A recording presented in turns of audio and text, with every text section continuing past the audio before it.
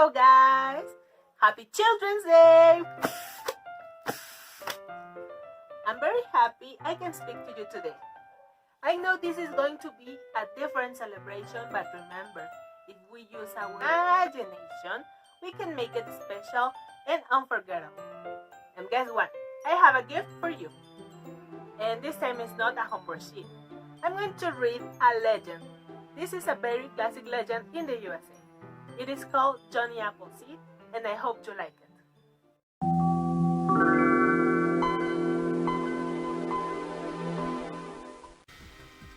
The Legend of Johnny Appleseed by W.D. Haley. Johnny Appleseed was a kind man who traveled around America with nothing but the clothes on his back, a cooking pot on his head, and his hands full of apple seeds. He threw apple seeds wherever he went, so that apple trees would grow up behind him and produce apples for others to eat. John continued moving west to Pennsylvania. From there, he traveled into the Ohio Valley country and later Indiana. He kept ahead of the settlements and each year planted apple seeds farther west.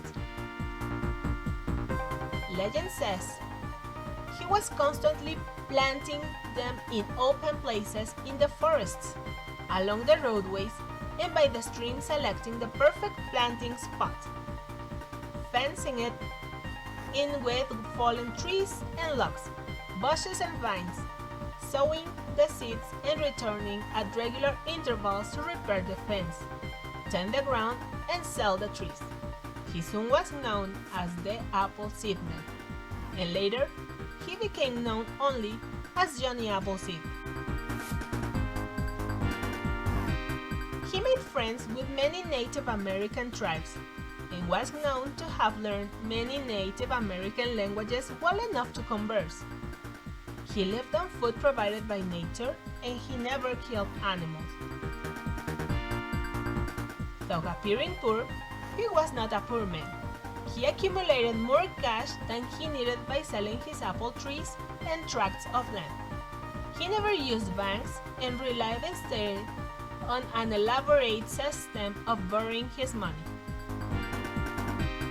He preferred to barter and trade food or clothing rather than collect money for his trees. It was more important a settler plant a tree than pay him for it. Johnny Appleseed was known to give the better clothing to people he felt needed it more than he. This could be why legend says he wore only coffee sacks with holes cut out for his arms as clothing. He rarely wore shoes, even during the cold of winter. It is said he could walk over the ice and snow barefoot, and that the skin was so thick on his feet that even a rattlesnake couldn't bite through it.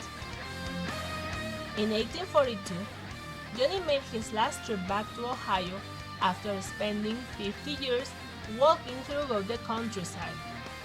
While there, he moved into the home of Nathaniel, the half-brother with whom he began his remarkable journey.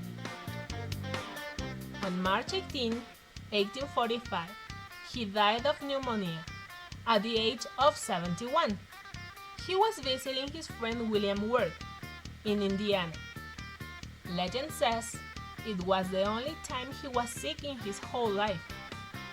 There are various theories as to his final resting place. Although there is a memorial stone in Fort Wayne, Indiana, the exact location of John Chapman's gravesite is unconfirmed. Remember, John Chapman is better known as Johnny Appleseed.